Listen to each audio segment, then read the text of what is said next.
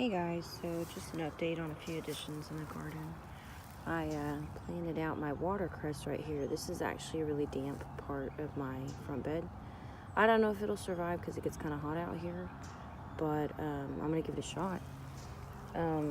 Also, this is a good King Henry. Again, not so great in our heat. It hasn't really heated up yet. But it will, and so I kind of give it like a really shaded spot behind those daylilies. And again, this is part of the garden that's really moist usually, so I'm hopeful that it will survive. We'll see, you know. Just kind of like, garden's blowing up, guys. Spiderworts everywhere. I'm gonna have to probably cut this one down because it's probably gonna shade out my blueberry here in a little bit. Also, on the peach trees, I planted some, check these out, guys. Man, I'm just so happy, so excited. I planted some Sadie's horse bean. It's a runner bean. It's a perennial bean at the base because these guys are sturdy enough where they could handle the weight of that bean vine. So the aronia berry is putting out some nice new leaves. I'm pretty excited about that. I have planted a longevity spinach cutting. This is like the super shady side of my garden. Not super, I mean it gets sun, you know, but the shadier part of my front garden. So I'm kind of hoping that that will like spread.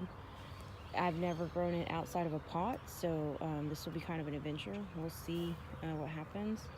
These, hey, don't play, y'all. I'm putting tomatoes in the front yard. They can just deal with it, right? So I planted all my tomatoes out yesterday in the front yard because I was just like, you know, they're big enough, they're ready. I've got some chamomile all over the yard. I kind of harvest that as is. I'm trying to figure out where I put the rest of those tomatoes. Oh, here's some over here. So hey, look, my bird bath broke. I'm gonna fix that.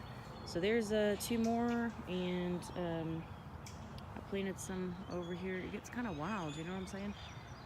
I don't know. It's like it's a hit or miss. People are like, your garden's so beautiful, looks like Southern living, or they're like, man, your garden's trash. Well, you know, it's my garden, so you don't have to worry about that, huh? Anyway, also some additions, some new additions. That is a sweet woodruff. That is vanilla scented. It's used in a lot of kind of Germanic folklore and winemaking. It has a vanilla scent because it's got coumarin in it. There's some other plants like that, but it's a good little guy to have. This is a wintergreen mint. I like that a lot. That's some self-heal. Here's the deal. Self-heal is all over the garden, kind of in the grass, wild and stuff. But I just wanted one that I knew exactly what it was, you know. You gotta be careful when you're using things. You gotta know exactly what it is. Okay, this little guy amongst my weeds is one of my green chilies, New Mex Big Jim green chilies. So I'm really hoping that that will be successful. The mallow is getting nice and big. Cherry trees are looking great. I planted out some basils. That's a lemon basil tucked in that blue star creeper. And let's see, there's also, I just kind of wanted y'all to see, like, my garden, you know, I can eat most of this stuff, but it's not what people would call real neat and clean, but it's really abundant, so I'm okay with that. That is one of my Asian eggplants, and these guys look kind of rough, man, but I think they're gonna make it. Those are purple basil. They are really, really rough looking, but we'll see. We're about to get a ton of rain today, so time will tell. There's another tomato right there, and there's another one right there. So, but I'm happy because my elderberries, you know, they're kind of lost in all those Johnny jump ups, but they're actually doing really well. Everything kind of dies down around the middle of summer around here because it gets so hot. It's kind of like most people's winter. I can grow through the winter for the most part, but summer just kills me. So other things going on. My echinacea's coming in pretty strong. I'm happy with that. There's another tomato. I transplanted some of the musk strawberries over here. those will form a mat, a nice strong mat to be a good ground cover. Another thing I've done yesterday is, all these Johnny jump ups are beautiful, but again, in the heat of summer, they will die down. And for the past 2 years, I've used sweet potato as it's vetch. You can see that vining vetch. It's a really good thing. I've used sweet potato as my ground cover, and it works wonderfully, but it gets a little too out of control, and it kind of swamps all my other plants, because some of them are still kind of little. And this year I have seeded cucumbers, so we're gonna, give that a shot. Cucumbers, tomatoes, peppers, all in my front yard. Y'all don't be afraid, okay? Most people ain't even gonna be able to tell what's in my front yard. They don't even know. They're just like, that looks beautiful. So these are those strawberries. They'll make, that's a pretty decent ground cover. So the ones I planted over here will be really good. I believe, I hope, this is all, experimentation, folks. Do what works for you. And you don't know what works until you try it, right? So you can watch videos all day long, but till you get up and do something, you'll never know what works in your area. So just try it. The worst that happens is you spend a few dollars on some seeds and it didn't work, you know what I mean? So man, you can see this my stevia plant coming back. Where did I put those? I put strawberries out here too. Let's see. Let me start walking. You gotta be careful while I walk, because it's hard to tell everything's green. So there's my apple tree. He's actually putting out a lot of new leaves, so I'm very pleased with that. And you can kind of see, man, around these apples, there's chives in there. There's California poppy. Ooh, guys, look. My first California poppy.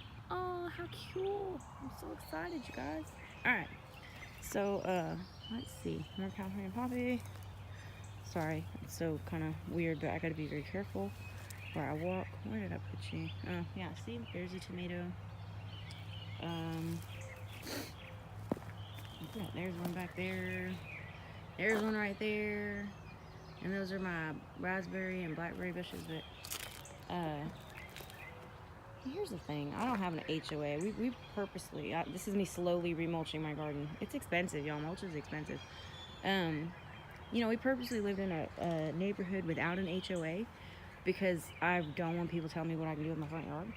So as long as the city's cool, and they are so far, because most people don't realize that my front yard is edible because I try to make it look pretty-ish. Pretty wild. I don't get a lot of flack from people for it. Hey, here are like spittle bugs. You can wash that stuff off with water if y'all have those. So every year, there it is. I wash them off. They come back. But my lavender's looking good. Basil's getting on up there, getting big. Still kind of cool around here, so nothing's growing really fast. And I told you, if I'm gonna grow weeds in the cracks, we're gonna grow good weeds, right? So I'm always growing weeds in the cracks. So I planted my nasturtium here. And also there is every year around here I cannot think of the name right now. Purslane, that's what it is. It grows back right here. So I'm like, well, it's a crack. Let's grow something good. Now check this out. I'm gonna have the best blackberry harvest ever. And it's always kind of interesting to me to see the difference between a blackberry and a raspberry. So you see those blackberries, those are new blackberry berries. These are new raspberries, they all kind of face down. The berry looks distinctly different to me, so everybody gets them confused, but if you watch something grow, you could tell, the difference, because you watched it from the beginning. So my time, told you, coming back, you're good. So if you ever wonder why folks caution you with mint, never grow mint in your garden unless you have it in a container, that would be why, because it spreads everywhere. Which I'm okay with because obviously this is a contained garden. But, yeah, it could get out of hand, but if you've ever grown mint, you just pull it a little bit and those roots come right up. It's not like it's uncontrollable. Anyway, also, my lovely husband, I begged him, please don't mow over my 5 spots. I really want this to come back next year. So he's a sweet, sweet husband, so he didn't. Anyway, y'all, I just kind of wanted to update you on the garden and just kind of let you guys know, no, my garden doesn't look perfect. It's obviously a work in progress, But you do what you can do where you're at. If you can't afford to mulch your whole garden, which I cannot, don't, you know, grow a ground cover. That's what I'm working on. I do try to mulch it just, you know, once a year, but that takes months because we can only buy a few bags of mulch at a time. You know, we don't have a ton of money. And I don't have arborist chips dropping by the boatload. I've signed up on like that free chip website. So, but I'm out in the boonies, not boonies, but I'm in a small town, and so that doesn't happen a lot. Anyway, if you have any questions, let me know. Just thought you guys might enjoy another update of the garden. Alright, bye.